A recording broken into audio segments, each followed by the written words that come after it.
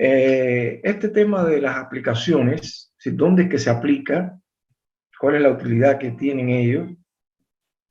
Puede verse en dos frentes.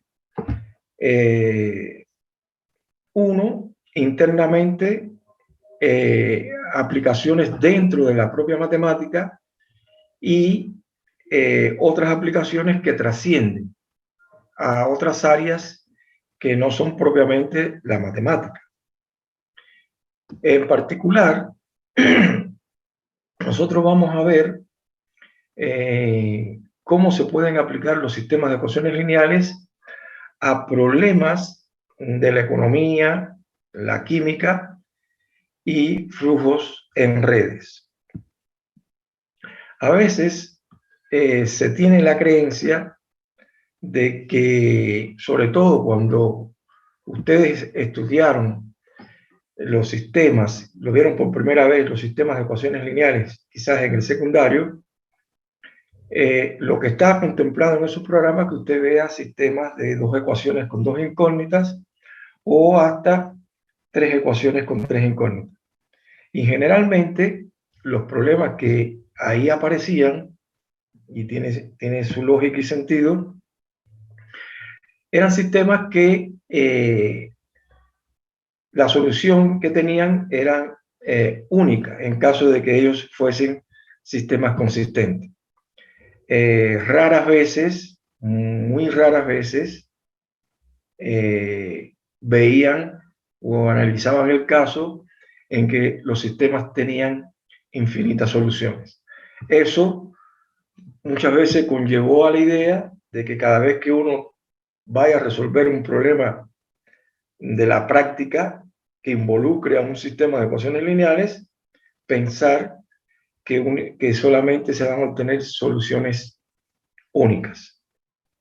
Y justamente uno de los propósitos que tiene la clase de hoy es mostrarle aplicaciones de los sistemas fuera de la matemática y que tienen infinitas soluciones.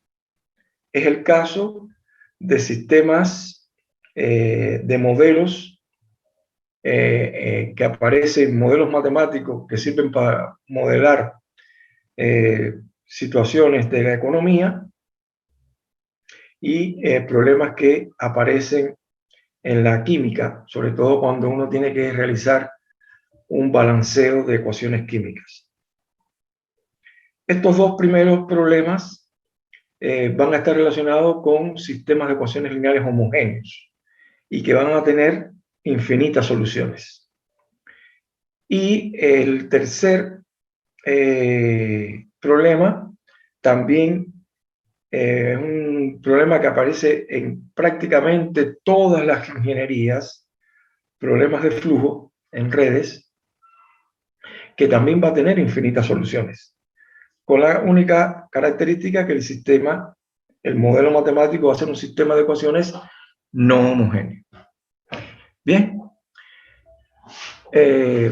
para ver el primero de los casos, sistemas lineales en economía, vamos a presentar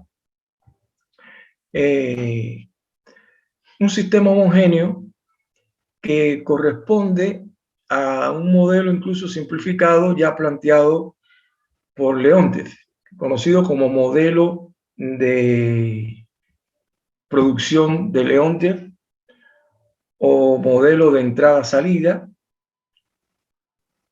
que incluso cuando este matemático, que realmente fue un matemático, pero que lo aplicó a resolver problemas de la economía, él recibió incluso ese premio Nobel en economía, cuando dividió la economía de los Estados Unidos en 500 sectores.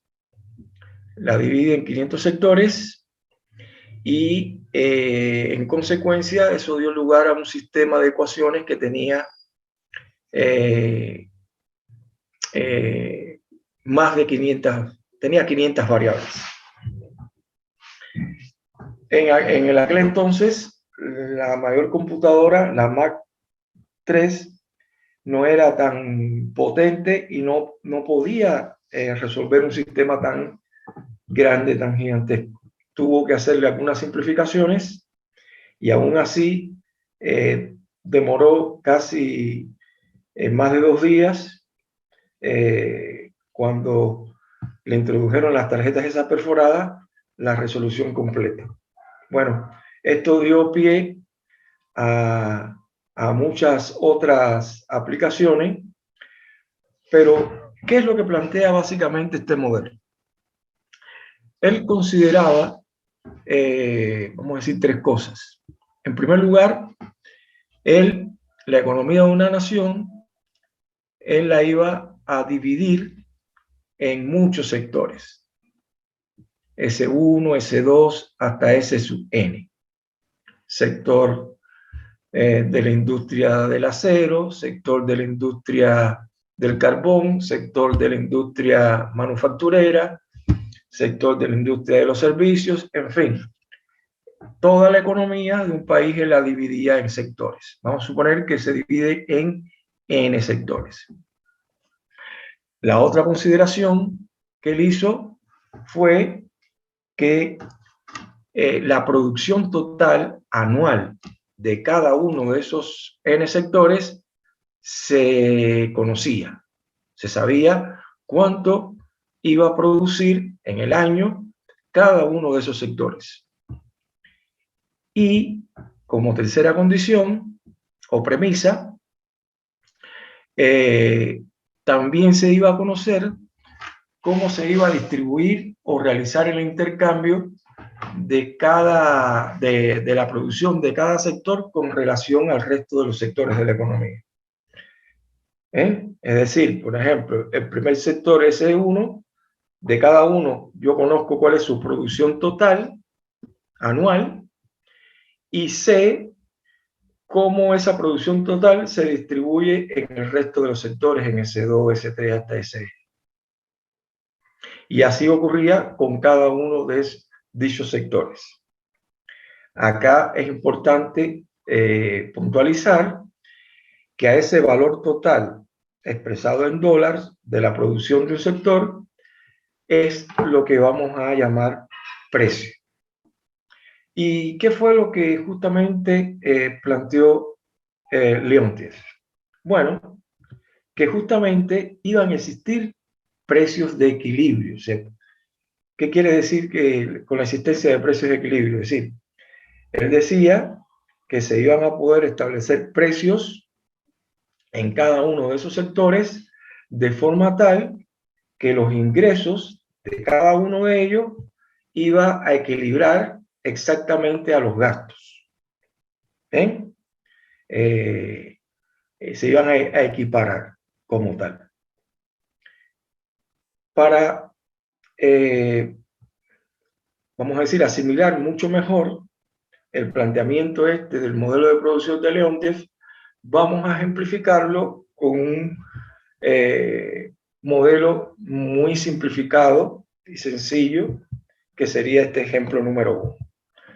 Vamos a considerar que una economía hipotética se divide simplemente en 3 sectores. El sector de la industria carbonera, el sector de la industria eléctrica y el sector de la industria del acero. Entonces, a manera de simplificar, aquí nada más se consideran, por supuesto, 3 sectores. Y como ya habíamos anunciado, se supone que se conoce cuál es la producción total anual de cada uno de estos 3 sectores. Y además, cómo es que se distribuye. Bueno, eso es lo que nosotros vamos a mostrar en esta tabla. Por ejemplo, el sector del carbón. Vamos a leer en esa primera columna esa producción total y cómo esa producción total se distribuye en el resto de los sectores. Este sector del carbón, como usted puede ver, el 60% de su producción la hace destinada al sector eléctrico y el 40% de su producción la destina al sector del acero. El sector del carbón no destina nada de su producción para su propio sector. Cuando analizamos el sector eléctrico, volvemos a leerlo por columna, él destina el 40% de su producción total anual para el sector del carbón, el 10% para el sector eléctrico y el 50% de su producción anual es dedicada al sector del acero. Y el sector del acero, el 60% se destina al sector del carbón y el 20% al sector eléctrico y el último 20% al sector del acero, a su propio sector. Bien, esa es la lectura que usted debe hacer cuando se brinda esta información así en la tabla. Obsérvese que acá yo estoy colocando 0.6 y a veces digo 60%, porque 0.6 se puede escribir como 0.60 y 60 centésimas es lo mismo que decir 60%. De manera que si usted suma esos números que aparecen en cada columna representando cómo está distribuida esa producción total anual, la suma tiene que dar 1 en cada una de ellas, o equivalentemente, si lo expresa en por ciento, la suma tendría que dar el 100% en cada una de las columnas. Por otro lado, si usted, otra mirada es que usted lea esto por renglones, por filas. Y cuando lo lee por fila, es lo que justamente va a comprar cada sector con respecto a cada uno de los sectores que intervienen en dicha economía. Así, el sector del carbón no compraría nada de carbón, de su producción de carbón, pero sí está comprando el 40% de la producción total del sector eléctrico, más el 60% de la producción anual del sector del acero. Porque eso es lo que ella supuestamente va a comprar, que va a necesitar. El sector eléctrico estaría comprando el 60% del carbón, de esa producción anual del carbón, el 10% del propio sector eléctrico y el 20% del sector del acero. Y el sector del acero compraría el 40% de la producción del carbón, el 50% de la producción del sector eléctrico y el 20% del sector del acero. De manera que, vuelvo a insistir, cuando usted lo lee por columnas, esto me daría la producción total anual. Y cuando lo leo por fila, es lo que compraría ese sector con relación a él mismo y los otros sectores. Entonces, como esa producción total anual de cada sector está expresada en dólar y representa el precio, el próximo paso sería establecer las notaciones. Con P sub C vamos a establecer el precio del sector del carbón que representa esta producción total anual. Esto que está en esta columna expresaría el precio del carbón, por supuesto, expresado en dólar. Esta tercera columna, la suma completa, expresaría el precio del sector eléctrico, lo estamos notando con P sub E. Y la suma de los elementos que están en esta tercera columna representaría el precio del sector del acero. Este sería P sub A. ¿Y qué fue lo que planteó Leontief? Él dice, bueno, que se pueden establecer valores a estos precios de manera tal que los ingresos, que estaría representado por esa producción total anual, sea igual a lo que él va a gastar, a lo que va a gastar ese sector. Por ejemplo, cuando usted mira este sector del carbón, su precio total anual, yo lo estoy expresando con peso C. Este peso C tendría que ser igual a lo que él justamente va a gastar, que sería el 40% de peso E más el 60% de peso A. Es por eso que de esa manera nosotros podemos escribir y remarcar estas ecuaciones que van a expresar justamente ese balance o equilibrio. Bien, P sub C, que es el precio del carbón, este sector del carbón, tiene que ser igual a lo que él, que este precio que estaría representando los ingresos, su ingreso, tiene que ser igual a lo que va a gastar, que él lo gasta cuando compra el 40% de lo que produce el sector eléctrico más el 60% de lo que se produce en el sector del acero. Y es lo que está expresado acá, quedando así conformada esa primera ecuación. La segunda ecuación se vuelve a plantear ese equilibrio en que P sub E tiene que ser igual, ¿sí? El precio del sector eléctrico tiene que ser igual a lo que él va a gastar. Este ingreso P sub E, que es esta suma total, tiene que ser igual a lo que él va a gastar. ¿Y qué es lo que él va a gastar? El 60% de P sub C, es lo que está puesto acá, más el 10% de P sub E, más el 20% de P sub A. Y la tercera ecuación de forma similar. ¿Se entiende eso hasta ahí? ¿Podría volverlo a explicar, profe? Yo empecé a perder en esta parte de las notaciones y esto de los ingresos y Porque, gastos.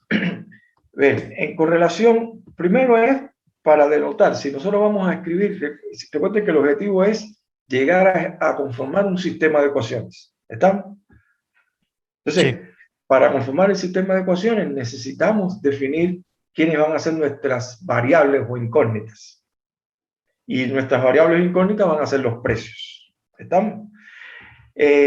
Al precio, a lo que sería la producción total anual de este sector del carbón, que viene siendo la suma de estos valores que están acá, yo lo estoy denotando con la variable P sub C, precio del sector del carbón.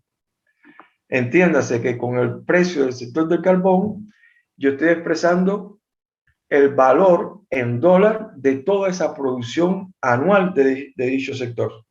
Y lo estoy denotando con P sub C. Bien, con P sub E, esa producción anual de ese sector eléctrico que se expresa en dólar, yo la denoto con P sub E.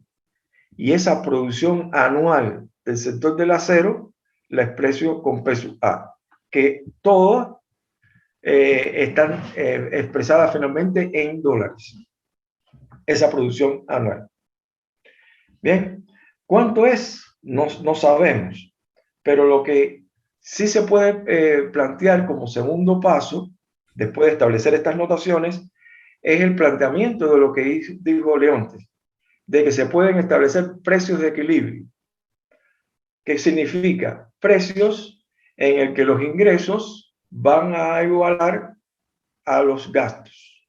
Entonces, el ingreso va a estar dado por este precio que tú estableces aquí en esta producción.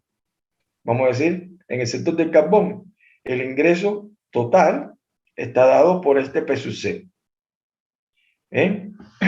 Pero este sector también tuvo un gasto. Él compró el 40% de esta producción del sector eléctrico y también compró el 60% de la producción del acero. Por eso es que cuando tú planteas ese equilibrio, tú vas a decir, este P sub C, de lo que estoy planteando acá, este P sub C tiene que ser igual a 0,4 P sub E más 0,6 pesos A, porque eso fue lo que compró este sector.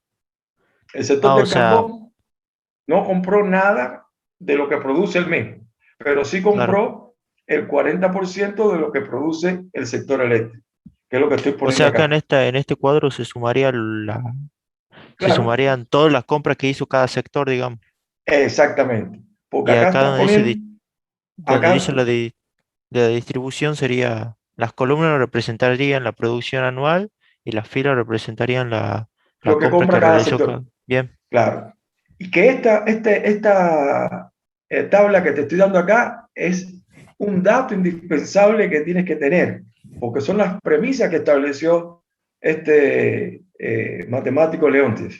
Él dijo, la economía se divide en sectores. Hipotéticamente aquí estamos colocando tres sectores como primera premisa. Segunda premisa, él dice, se conoce cuál es la producción total anual y se conoce cómo se distribuye esa producción total anual con respecto a los otros sectores. Por eso es que acá, cuando tú miras por columna, esta producción total, él dice, mira, el 60% de mi producción la voy a destinar al sector eléctrico y el 40% la voy a destinar al sector del acero. ¿Entiendes? Que cuando tú lo miras, quiere decir que este sector, por decirte, cuando tú miras la fila, cuando miras la fila y te paras acá, ¿cuál es la interpretación que tú haces? Tú vas a decir, el sector del acero, eh, eh, ¿qué va a gastar? Él no va a gastar nada en el carbón porque no lo necesitó, pero sí tiene que gastar en el 40% de lo que produce el sector eléctrico, más en el 60% de lo que produjo el sector del acero. Es lo que uno expresa acá.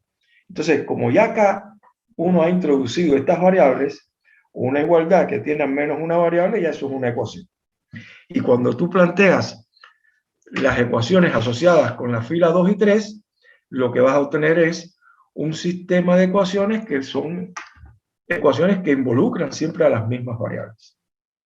Bien, acá tenemos un sistema que involucra a tres ecuaciones, donde las ecuaciones, las incógnitas serían los precios de cada sector, y el próximo paso sería ordenar, si poner todo, por ejemplo, en el miembro izquierdo, y de manera tal que en el miembro de la derecha quedaría cero.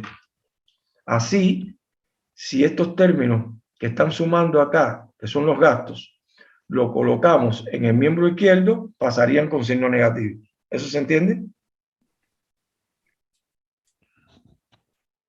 pasarían con signo negativo porque sería lo que gastó el sector, por ejemplo, del carbón. No, porque cuando tú tienes una ecuación, yo te pongo acá, tú tienes x más 3, por ponerte igual a, si quieres vamos a ponértelo aquí así para que lo veas mejor. Tú tienes, vamos a ponerlo con variables, x más y eh, igual z. Te pregunto, esto podemos poner x, podemos escribir, voy a escribirlo arriba, ahí no puedo. Esto es equivalente a escribir, por ejemplo, x más y menos z igual a 0. ¿Comprendes eso, sí o no? ¿Qué Sí, fue lo sí. que yo hice de aquí para acá? La z que estaba en el miembro izquierdo, en el miembro derecho, la coloqué al miembro izquierdo. Simplemente restas en ambos miembros z, acá te queda 0 y aquí te queda la z con signo negativo. Lo que uno generalmente dice de forma muy simplificada por abuso del propio lenguaje, la z que está en este miembro la paso al otro miembro con signo contrario. ¿Ven? Pero lo que se hace es restar z en ambos miembros. ¿Ven? Acá tú tienes esto. Si esto Si este término que está 0,4 P sub E está en el miembro de la derecha, tú lo vas a pasar al miembro izquierdo, tiene que pasarlo con signo contrario. Y este también.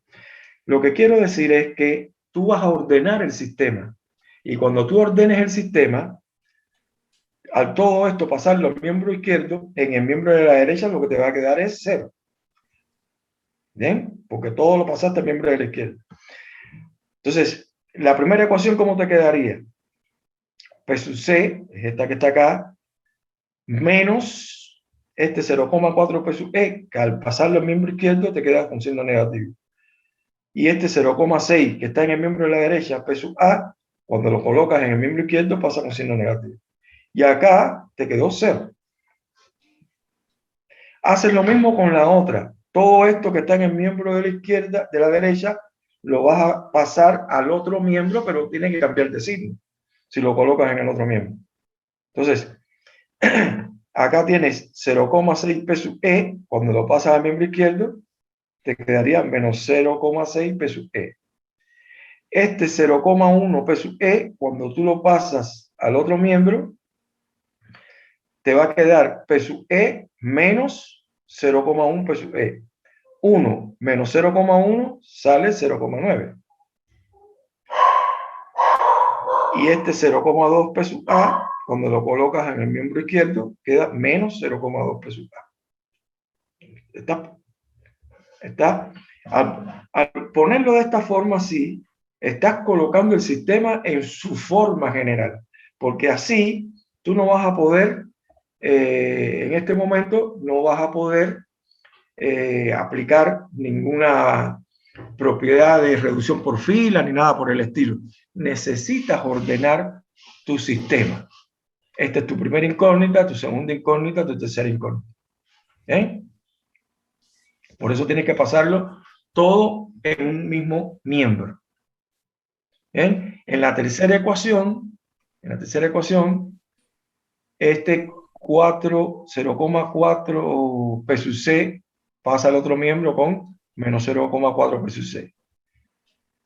0,5 P sub E, cuando lo colocas en el miembro izquierdo, sería menos 0,5 P sub E. Y este 0,2 P sub A, cuando lo pasas restando, lo tienes que pasar restando este P sub A menos 2 P sub A, eso es lo que te queda es 0,8 P sub A. Sí.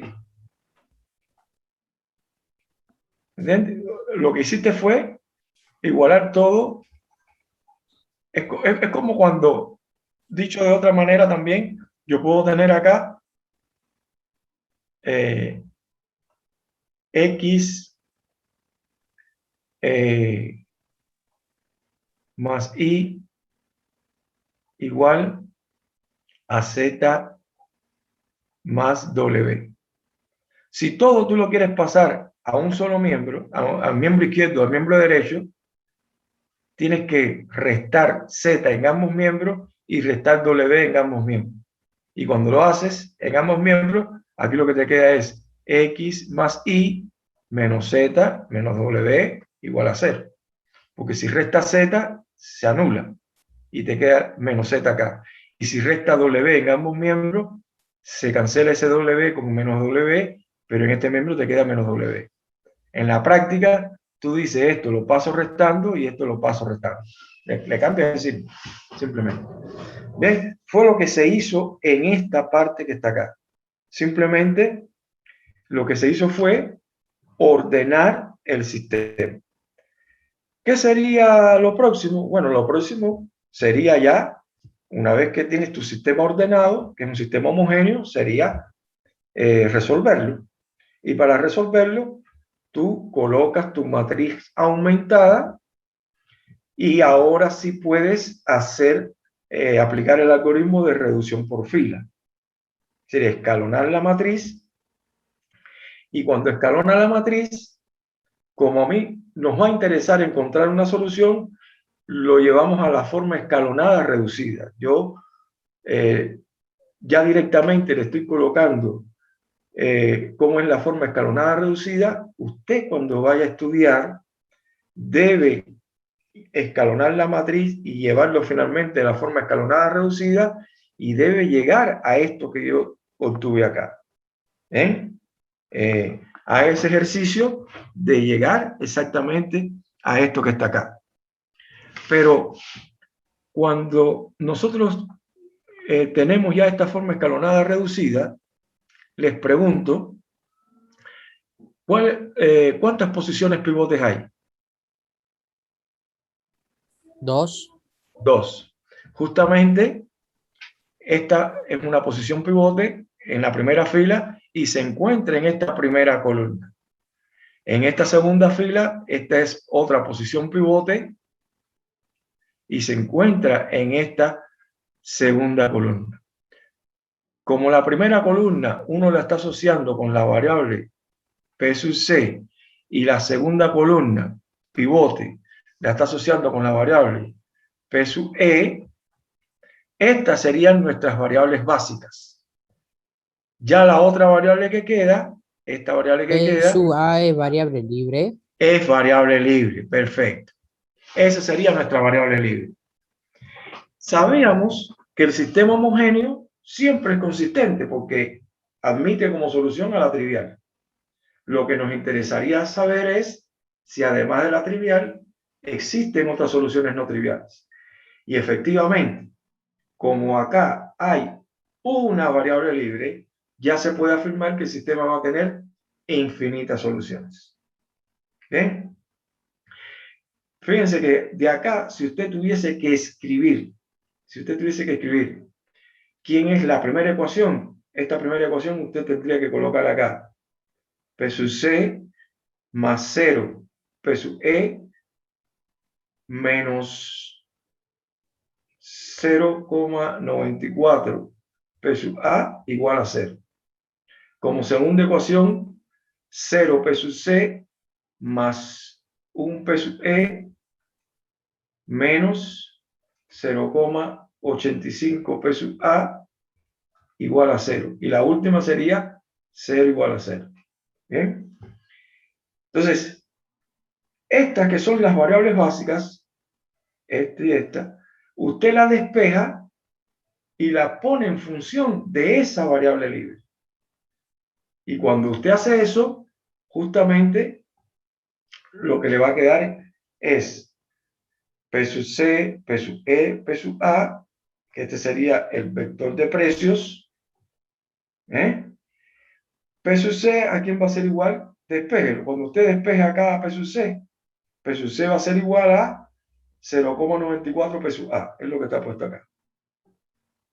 P sub E, venga a su segunda ecuación, despeje, y cuando usted despeja, es 0,85 P sub A. Y P sub A es la variable libre. Aquí usted pone P sub A. Solo que yo especifiqué, le puse el 1 para que vieran que ese coeficiente es 1. Y le puse 1.00 para que pudieran apreciar que se está trabajando hasta con 2 lugares decimales. ¿Bien?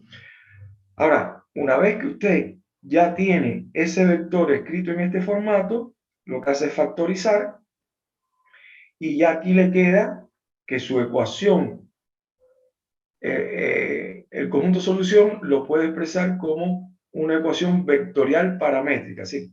El vector de los precios es igual a un parámetro que multiplica a un cierto vector que está acá. Este vector que está acá es B. Y este es el parámetro que le puse el T acá. Y T puede tomar cualquier valor real. Cuando a T usted le asigne un valor real y efectúe este producto, estaría obteniendo los diferentes, en este caso, valores de los diferentes precios que equilibran o de equilibrio. Así, por ejemplo, teniendo en cuenta como P sub A puede ser cualquier número real, y si nos concretamos al problema, debiéramos asignarle números reales positivos. Teniendo en cuenta que acá estamos trabajando con 2 lugares decimales, para tener precios cómodos de leer, pudiéramos decir, asignémosle a P sub A el valor de 100. y si a peso A le damos el valor de 100, que esos 100 pueden estar representando 100 millones de dólares.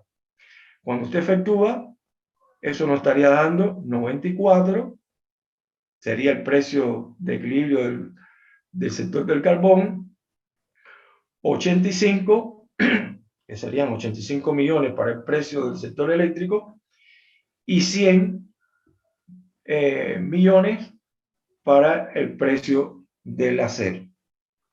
¿Okay? Justamente esto sería una lista de precios de equilibrio.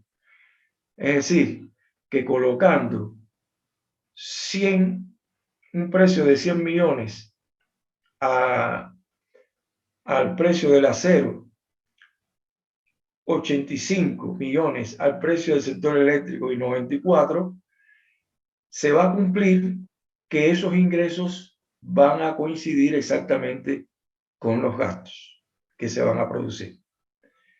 Y como este parámetro puede ser cualquier número, este no sería el único listado o lista de precios de equilibrio. En realidad usted va a obtener infinitos precios de equilibrio. Desde el punto de vista geométrico, usted lo que está obteniendo acá, eso sería una recta, que si usted la representa, es una recta que pasa por el origen del sistema de coordenadas. Pero eso lo vamos a ver con mayor descripción y se comprenderá mejor cuando iniciemos el estudio. Decíamos que de esta manera podemos obtener infinitos precios que equilibran, balancean o equilibran los ingresos a los gastos. Bien. Y acá lo estamos expresando simplemente en un problema de economía. Es decir, se logra hacer esta modelización matemática. Está basado en ese, vamos a decir, principio establecido en el modelo de Leontief. Vamos a mostrar ahora otro ejemplo que también estaría representando, se va a modelar por un sistema de ecuaciones lineales homogéneo.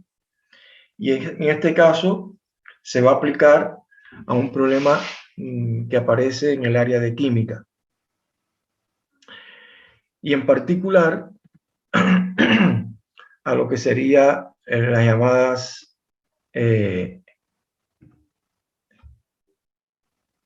balanceo, se conoce como balanceo de ecuaciones químicas o balance de ecuaciones químicas. Para tomar un punto de partida, vamos a decir, homogéneo, vamos a puntualizar algunas cosas. En primer lugar, vamos a entender una reacción química como un proceso termodinámico que va a involucrar dos o más sustancias, que cuando éstas se combinan, ellas se van a transformar en otra sustancia como consecuencia de cambiar su estructura molecular y sus enlaces químicos. A esas sustancias iniciales que se utilizan para formar esa combinación se le llaman reactivos. Y las sustancias que se van a obtener como consecuencia de esa reacción química se le da el nombre de productos. ¿Cuál es el objetivo que tiene balancear una ecuación química? Bueno, el objetivo es hacer que se cumpla la ley de conservación de la masa. Y cuando digo ley de conservación de la masa, esta ley expresa que, en definitiva, usted no puede ni crear ni destruir la masa. Bien, y por lo tanto, la masa total formada por esos reactivos tiene que ser igual a la masa que se va a producir en ese producto como consecuencia de esa reacción química. Bien, entonces, para entender mucho mejor, vamos a plantearlo a través de un ejemplo. Y en este ejemplo, vamos a considerar el caso en que se quema gas propano, es decir, el propano está dado por el C3 de carbono y H8 de hidrógeno. Ese propano se va a combinar con el oxígeno, que sería el O2, y cuando se combina ese propano con el oxígeno, ¿qué es lo que se va a obtener como producto? Un dióxido de carbono, CO2, más agua, H2O. Y eso se establece planteando la siguiente ecuación química. En esta ecuación química, fíjense que aquí aparece lo que sería el propano, C3H8, multiplicado por un cierto coeficiente que denoté con X1. Más, para decir se va a combinar, es lo que representa este más, el oxígeno multiplicado por una variable que estoy denotando con X2, ese coeficiente por X2. Y después aparece una flechita para indicar que estos elementos o compuestos son los que se van a utilizar para combinar y dar lugar a estos productos, que sería el dióxido de carbono y el agua. El dióxido de carbono aparece multiplicado también por un coeficiente X3 y el agua aparece multiplicado por un coeficiente X4. Ahora, ¿qué quiere decir? Habíamos dicho, significaba balancear. Balancear quiere decir que la masa, el total de masa expresado en los tratamientos, que es lo que está antes de la flechita, tiene que ser igual a la masa total de los productos. Y es por eso que necesitamos establecer como coeficiente valores que nos garantice el cumplimiento de esa igualdad. Para ello, ¿qué vamos a tener en cuenta? En cada uno de esos componentes vamos a mirar tanto de los tratamientos como de los productos, cuáles son todas las sustancias que intervienen. C, que sería el carbono, H, que sería el hidrógeno, y O, que sería el oxígeno. Entonces, para uno poder contabilizar la cantidad de masa que hay en este miembro izquierdo, lo que vamos a ir haciendo, lo vamos a ir determinando por la cantidad de átomos de cada una de esas sustancias involucradas. Vamos a establecer el siguiente orden, aunque podría ser otro. Vamos a tomar como primera, vamos a formar un vector que contenga a cada una de esas sustancias. Son tres: el carbono, el hidrógeno y el oxígeno. Bien, voy a colocar carbono como primera componente, hidrógeno como segunda componente y oxígeno como tercera componente, pero puede ser otro el orden.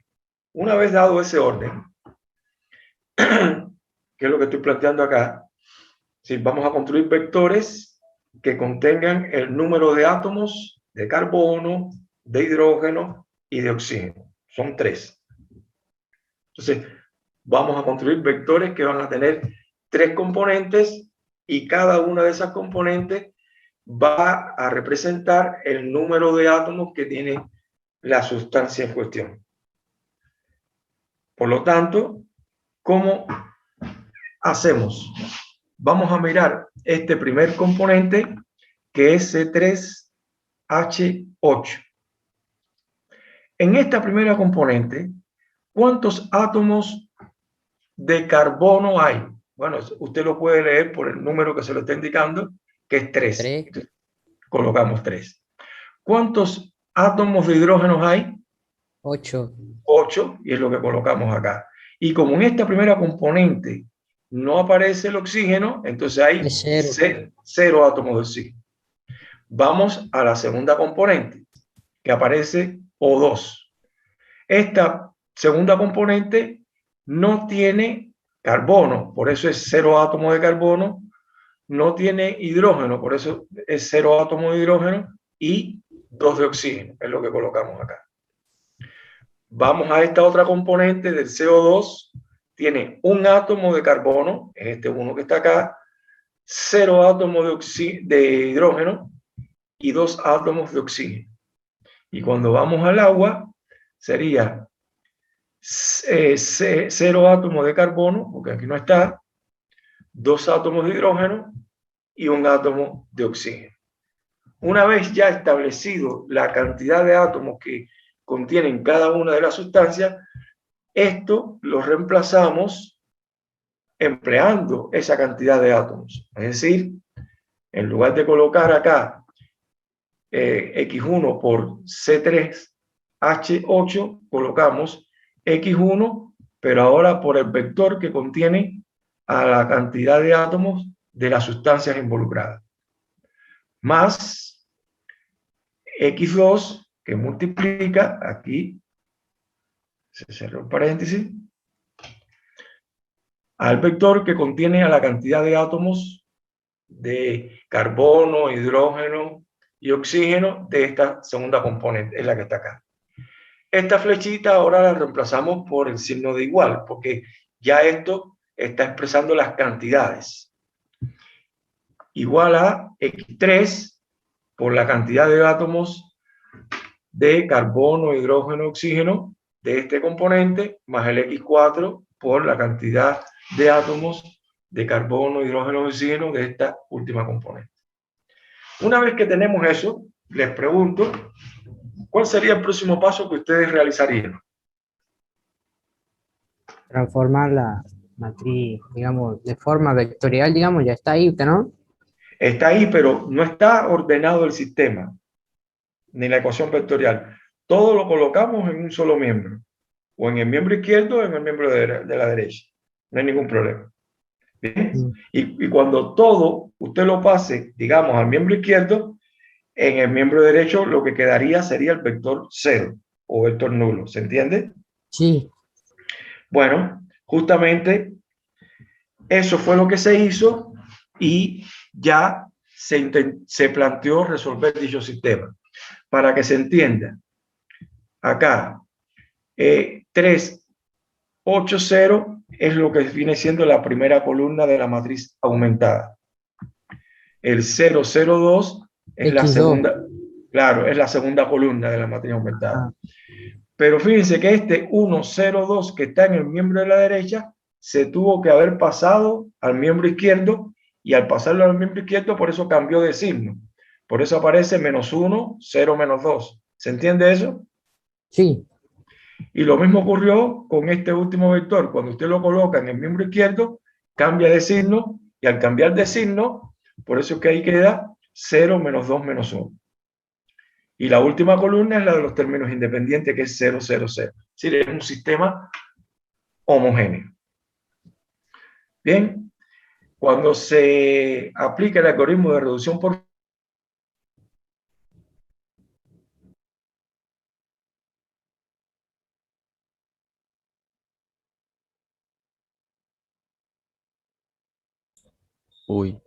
fila y se escalona la matriz, Profe, ya directamente, ¿sí? se cortó recién. Sí, No lo escuchamos. ya vuelvo, ya vuelvo. Ya vuelvo.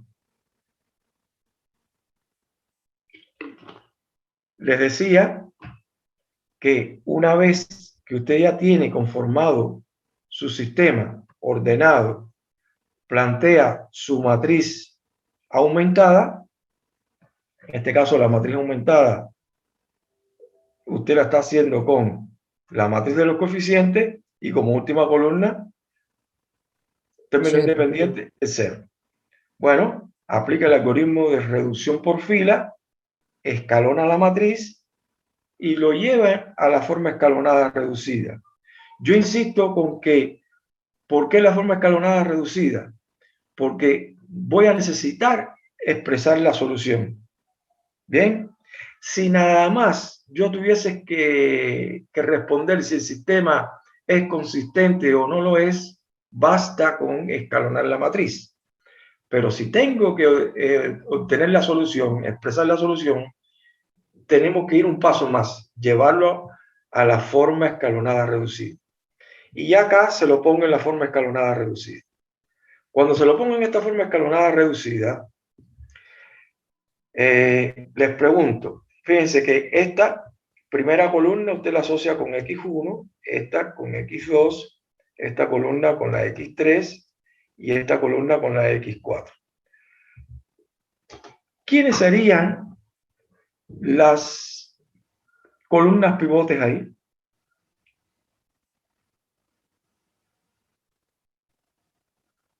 Serían 3. X1, X2 y X3. Serían las tres primeras columnas. Y la primera columna está asociada con la X1, la segunda con la X2 y la tercera con la X3. Como estas son las columnas pivotes, estas tres variables que están acá serían sus variables básicas. Y esta que está acá sería su variable libre. Bien, por lo tanto, como el sistema homogéneo tiene una variable libre, ya usted sabe que este sistema va a tener infinitas soluciones. Bien, y como va a tener infinitas soluciones, usted lo que tiene que hacer es, de cada ecuación, despejar a cada una de esas variables básicas. La primera ecuación, esta que está acá. Si usted tuviese que escribir esa primera ecuación, ¿cómo usted la escribiría? ¿Cómo tendría que colocar? Ahí. X1 Claro. Ajá. menos un cuarto de X4. Menos un cuarto de X a la 4 igual a 0. La segunda ecuación, ¿cómo sería? X2 Ajá. menos 5 cuartos igual a 0. Menos 5 cuartos de X a la 4. Ajá, de X a la 4.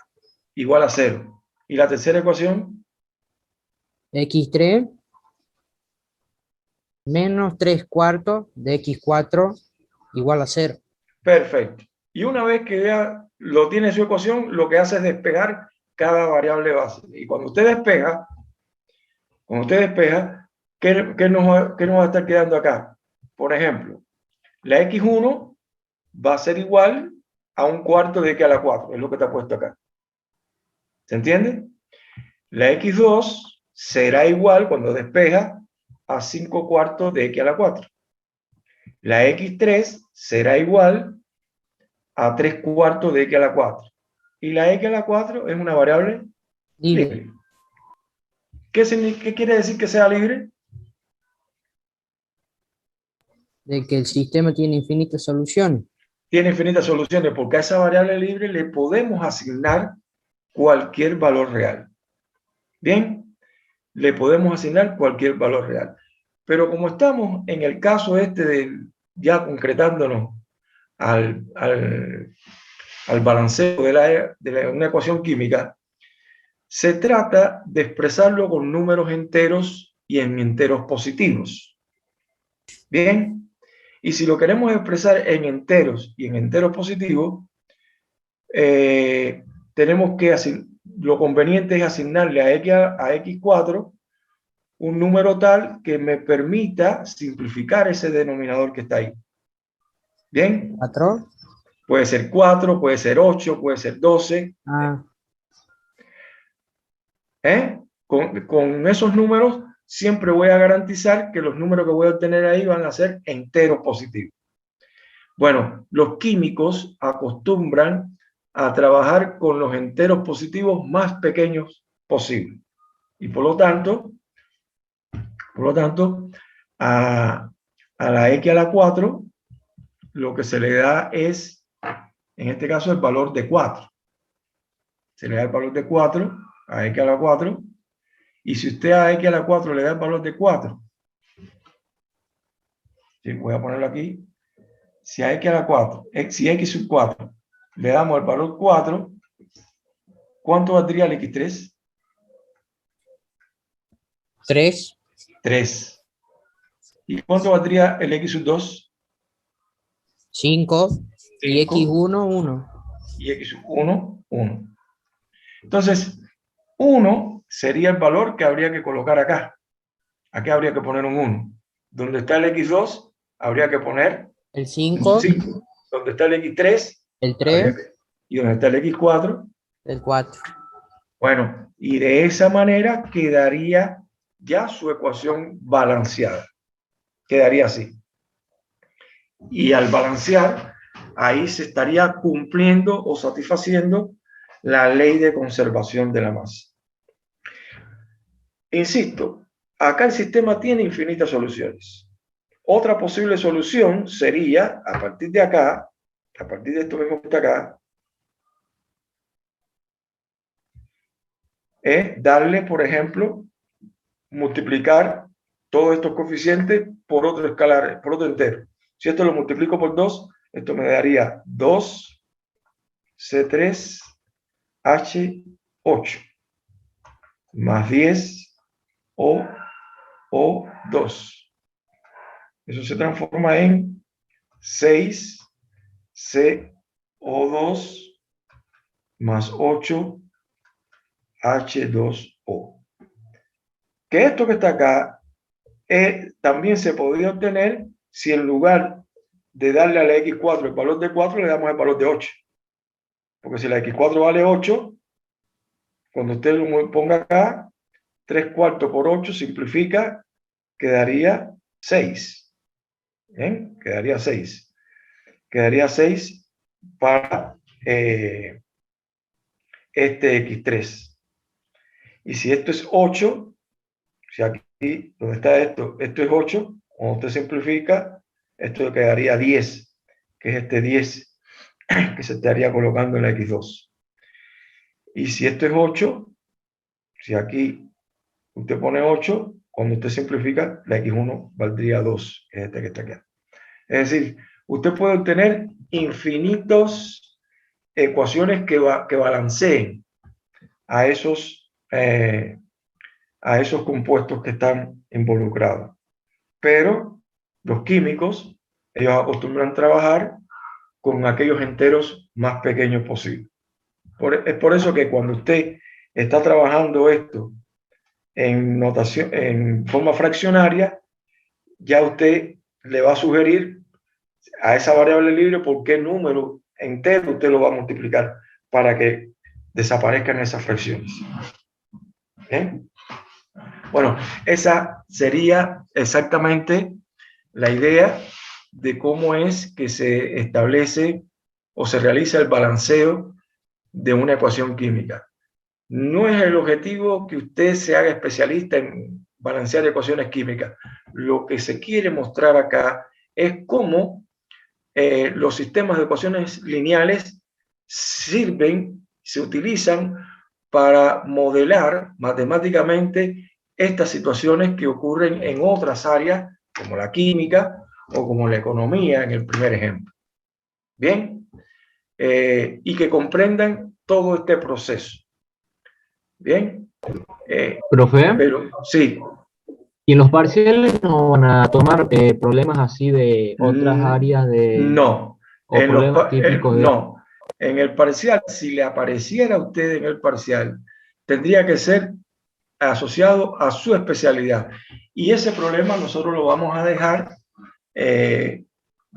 para, ya no alcanza el tiempo, pero sí lo vamos a poner en el segundo cuatrimestre, en el que vamos a dar otro enfoque de los sistemas de ecuaciones lineales. Y en el enfoque de los sistemas de ecuaciones lineales podemos ver problemas en el que correspondiente a su especialidad, que sí es factible que se les pueda pedir a ustedes. Acá simplemente es que comprendan cómo ellos pueden ser utilizados en otras áreas. ¿ok? Pero no directamente se les va a pedir a ustedes en un parcial la aplicación de un sistema de ecuaciones lineales en un área que no es la de ustedes. E incluso, aunque sea de la de ustedes, el objetivo son los sistemas como tal. Solo que se les muestra para que vean que eso puede aparecer en su propia especialidad y en otras que no corresponden a su especialidad.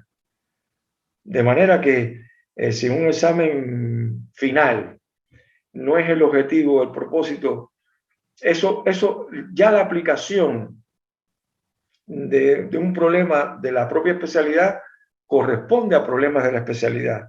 No serían directamente objetivos a medir acá. Ahora, lo que no está bien es que yo no les diga a ustedes que estas aplicaciones existen y que quizás ustedes se enteren cuando lo están viendo ahí y no puedan hacer la relación, no lo puedan relacionar. Bien, pero el tema de las aplicaciones lineales, que lo vamos a ver propiamente en la parte de lo que serían los circuitos, el flujo de corriente, circuitos eléctricos, ahí se puede modelar por un sistema de ecuaciones lineales de tipo no homogéneo y se va a explicar, ustedes lo van a entender, pudiera pedirse, pero tampoco es objetivo medirlo. ¿Ok? De hecho, en este segundo cuestionario que ustedes van a realizar, estas aplicaciones no irían. Pero usted sí tiene que tener claridad en cuáles van a ser los diferentes formatos que yo puedo expresar un sistema, qué tengo que hacer para resolver, qué condiciones debe cumplirse para que yo pueda decir que el sistema es inconsistente, no tiene solución, qué se debe cumplir para que sí tenga solución. Ese tipo de cuestión sí tiene que tener claridad. Porque cuando usted tenga claridad en eso y usted esté resolviendo un problema de su especialidad, al toque usted va a identificar que va a estar en presencia de un sistema de ecuaciones lineales. Y entonces ahí usted le aplica lo que ya sabe. Y generalmente, para llegar al planteamiento del sistema, usted tuvo que haber aplicado previamente alguna ley física. Alguna ley física es la que le va a permitir escribir la ecuación o el conjunto de ecuaciones. ¿Bien? Y una vez que usted esa ley física la escribe en términos de ecuaciones, lo que usted tiene ahí es el modelo matemático. Y lo que nosotros estamos viendo acá es cómo es que se resuelve ese modelo matemático de la mejor manera o más eficiente. No es, vamos a decir, propósito de acá de la materia hacer la deducción o explicación de la ley física. Y eso corresponde a la física y a la aplicación de la misma. Pero sí es bueno que desde acá se vaya conociendo la existencia de estas aplicaciones. Y a la pregunta, ¿me van a aparecer problemas de aplicación?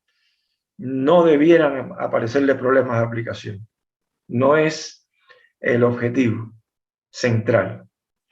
Bien, pero sí deben estar preparados a que si le apareciera, ustedes tienen las herramientas para poderlo resolver. Eso es lo fundamental a señalar acá. Bien. Bien, gracias, profe. Y un tercer ejemplo para terminar tendría que ver con lo que sería los problemas de flujo de redes. Estos problemas de flujo de redes que se presentan también en economía, se presenta también en prácticamente todas las ingenierías, no es exclusivo de una única ingeniería, es cuando se estudian el flujo de cantidades.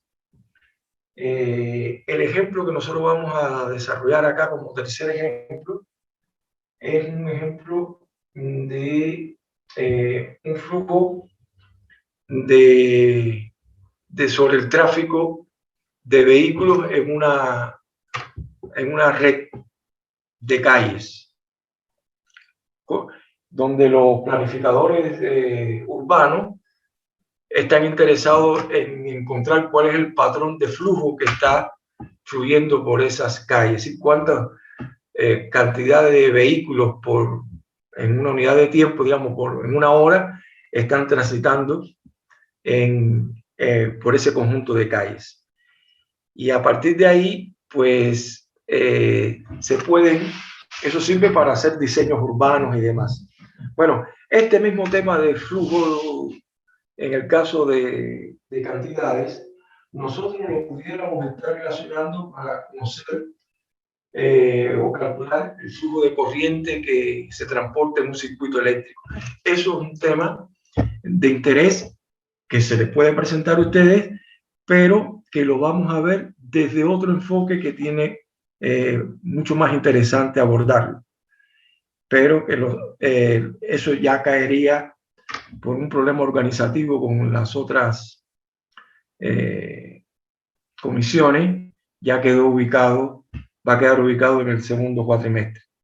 Y ahí lo vamos a ver. De manera que de aplicación no van a tener ustedes en un trabajo de control parcial que se haga, resolver una aplicación. No es objetivo a medir, aunque sí ustedes van a estar capacitados para poderlo hacer, pero no es objetivo. Bien, entonces, en este problema de flujo de redes,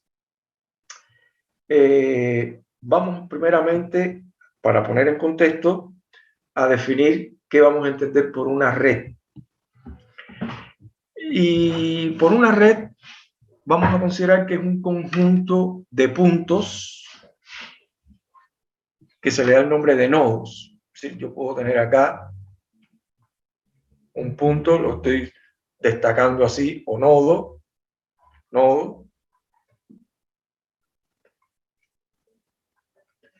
Y esos nodos van a estar conectados o unidos por líneas que se llaman arcos o ramas. Es decir, acá voy a unir este nodo con este, y para establecer el sentido del recorrido de esa unión, le puedo poner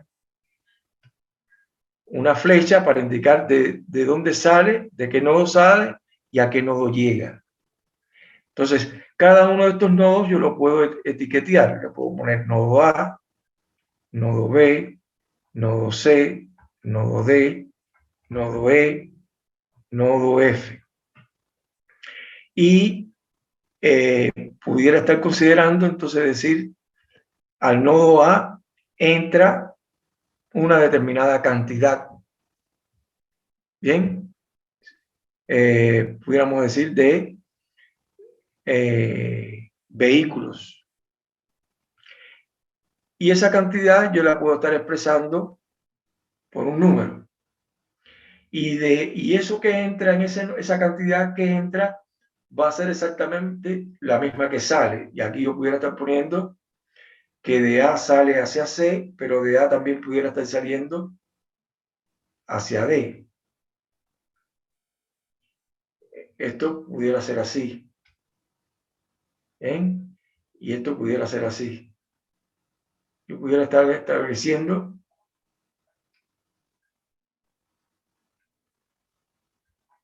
y esto es lo que sale. Entonces, la red está formada por un conjunto de puntos o nodos, y esos nodos van a estar conectados por líneas o arcos llamados ramas. ¿Bien? Con las flechitas se establece el sentido del flujo. ¿Bien? ¿Cuál va a ser el principio básico a tener en cuenta acá? Es que toda aquella cantidad que entra en un nodo es la misma cantidad que va a salir de ese nodo. Eso es una cuestión a tener en cuenta. Y así, por ejemplo, yo pudiera poner acá, está entrando 50 como cantidad de vehículos en una hora, y de esto está saliendo, por decirle, X una cantidad y X dos cantidad.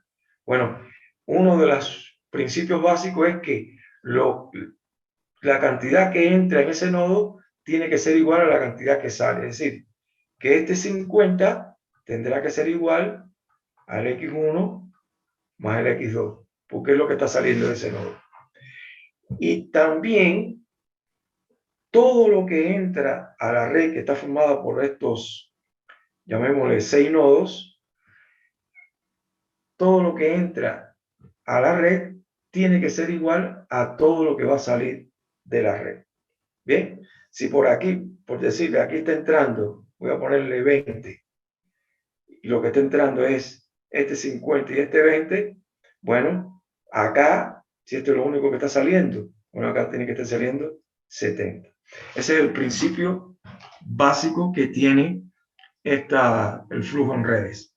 Teniendo en cuenta eso, voy a plantear básicamente el problema, y después ya le doy la clave para que ustedes puedan ingresar.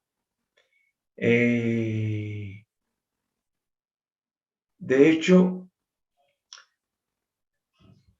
yo les comentaba que esto tenía que ver con el flujo de tránsito, es decir, cantidad de vehículos por hora que transitan en varias calles, y esas calles solamente se recorren en un solo sentido. Está tomada del centro de Baltimore, un día común y después del mediodía. En este caso, ese planificador vehicular urbano está interesado en determinar cuál es el patrón de flujo general que tiene la red. Para eso, a manera de datos, aquí están dadas las calles, las intersecciones de las calles representarían los nodos, representarían los nodos, y entonces cada nodo lo va denotando, lo da su etiqueta: nodo A, nodo B, nodo C y nodo D. Una vez dado esa etiqueta, pues uno empieza a aplicar esos principios básicos.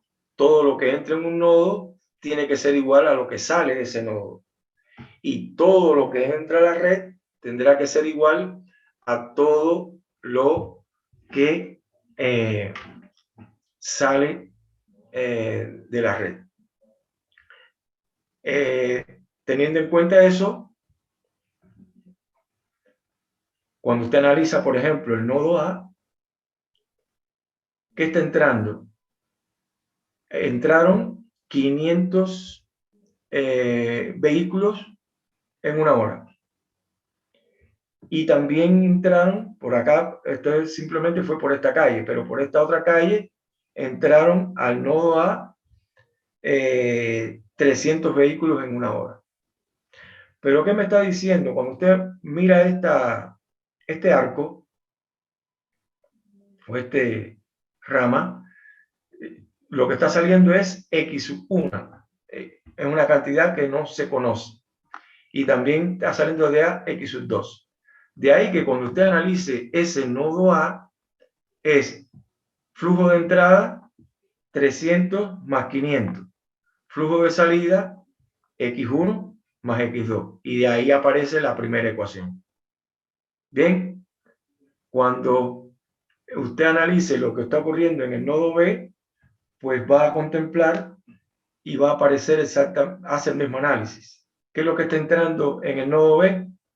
X2 más X4. ¿Y qué es lo que sale del nodo B? 300 más X3.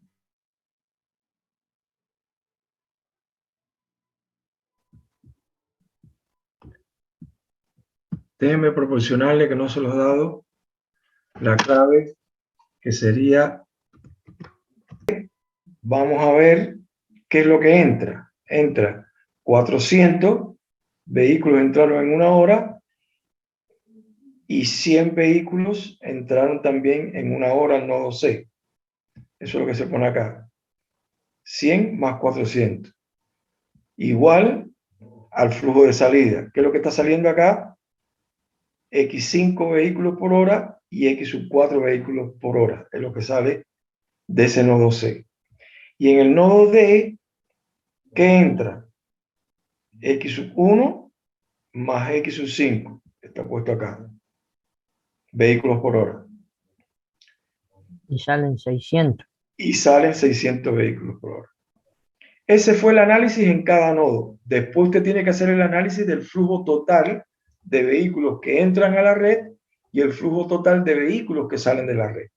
Y aplicar también esa ecuación de balance. Así, por ejemplo, aquí está entrando 300, está entrando, más 500, serían 800, más este 400 sería 1200, más este 100, 1300.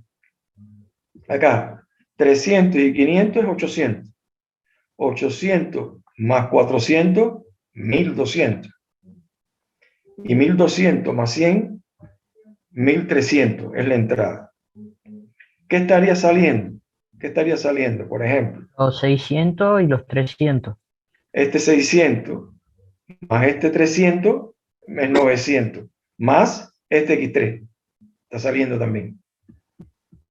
¿Se entiende?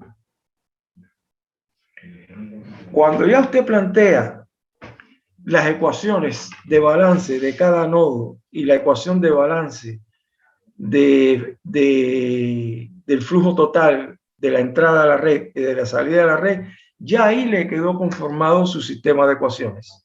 ¿Cuál sería el próximo paso?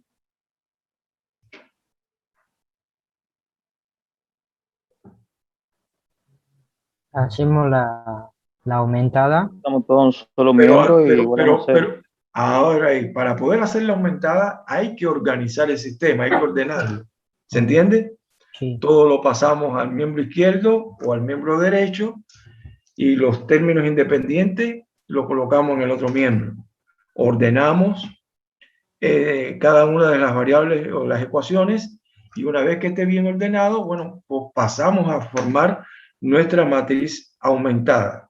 Una vez que tenemos la matriz aumentada, bueno, mediante el algoritmo de reducción por fila, escalonamos la matriz y como vamos a estar interesados en obtener la solución, lo llevamos a la forma escalonada reducida.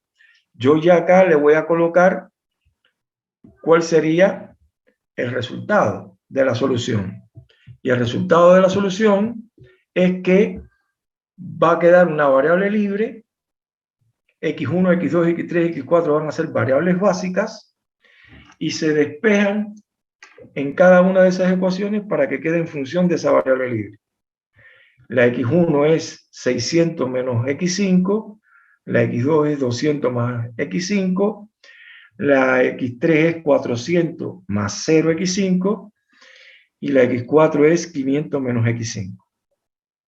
Entonces, como x5 puede tomar cualquier valor, nosotros en principio podemos asignarle cualquier número real. Pero tenemos que restringirnos al problema. Y como estas X representan cantidades de vehículos por hora que están pasando por esas, que están entrando y saliendo de esos nodos y que transitan esas calles, esa cantidad de vehículos, esta X5, que es una variable libre, en principio no puede ser un número negativo. Bien, porque en primer lugar, las calles se transitan en un solo sentido. Si la cantidad de si una calle se pudiera transitar en ambos sentidos, entonces el valor que puede tomar esa variable, si es negativo, usted la puede interpretar que se está recorriendo en sentido contrario. ¿Se entiende lo que quiero decir? Por ejemplo, si yo logro determinar que acá en el X2, en donde está esta calle de acá, también ella se pudiera recorrer en sentido tanto hacia el norte como hacia el sur,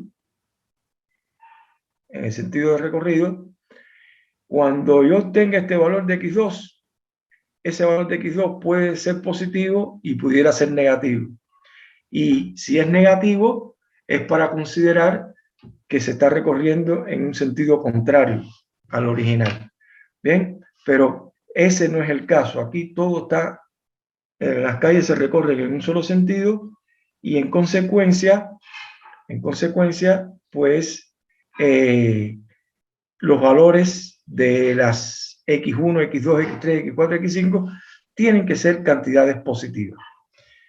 Luego esta variable x5, en principio, tiene que ser un número mayor o igual que 0. ¿Bien? Y por otro lado, cuando yo pongo acá que tiene que ser mayor o igual que 0, me doy cuenta que 1000, por ponerle un número, es un número mayor que 0. Pero ¿qué pasa si yo coloco acá en esta primera ecuación a x5 le doy el valor de 1000? ¿Cuánto nos daría x1?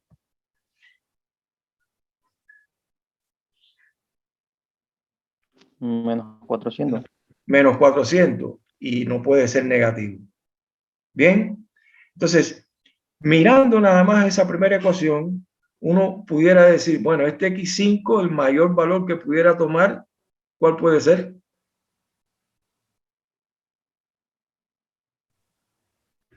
¿500?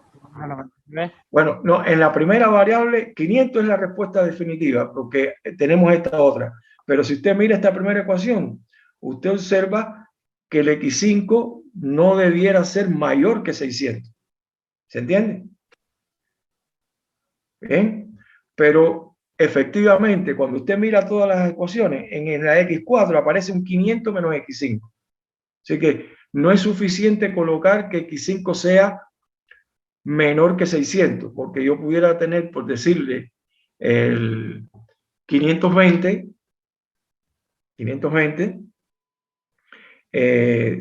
se cumple acá en esta primera, pero 520 no se cumple en esta cuarta. Bien, porque 500 menos 520 me estaría dando acá menos 20. En resumen, esta variable libre tiene que ser una cantidad mayor o igual que 0 y menor o igual que 500, para garantizar que todas estas me den positivo, incluyendo este que está acá. Y por otro lado, es bueno indicar que este x5 tiene que ser números enteros. Son enteros. No tiene sentido de decir por acá pasaron 3 autos y medio. Bien, tiene que ser números enteros. Es decir, tienen que ser números enteros que varíen entre 0 y 500. Y para cada número entero entre 0 y 500, usted puede obtener un patrón de flujo general de dicha red. Bien, te pudiera decir, ¿cuál sería el patrón de flujo? Por decir, si, a manera de ejemplo, si x5, por ejemplo, es igual a 10. Es decir, que acá están pasando 10 vehículos por hora. Bueno, 10 por acá, bueno, entonces usted empieza a efectuar. Si esto es 10, x1 que sería 600 menos 10, eso me estaría dando, no está x1 acá, eso me estaría dando 590. x2 sería 200 más 10, por aquí estarían transitando, entonces 210. x3, por acá, 400. Por acá estarían saliendo siempre 400.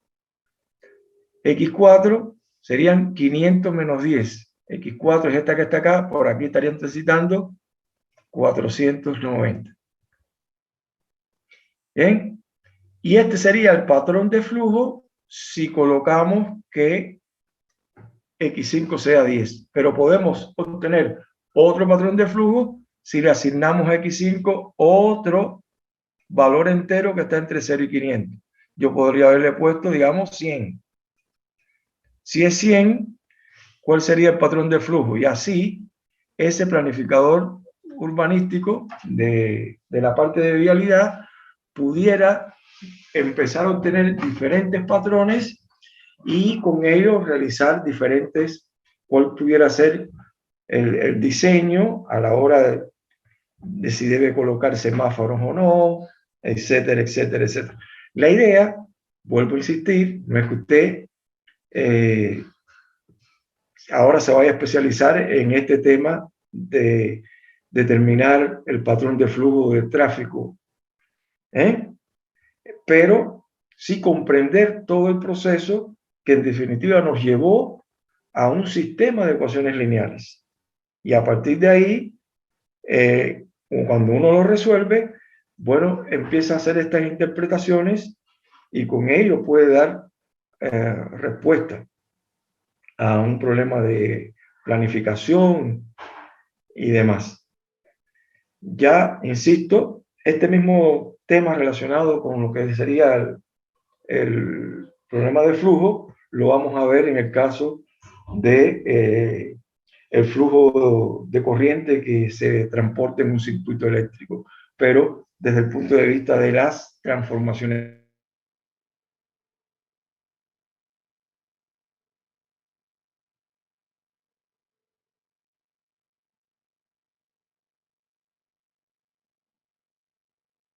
lineales.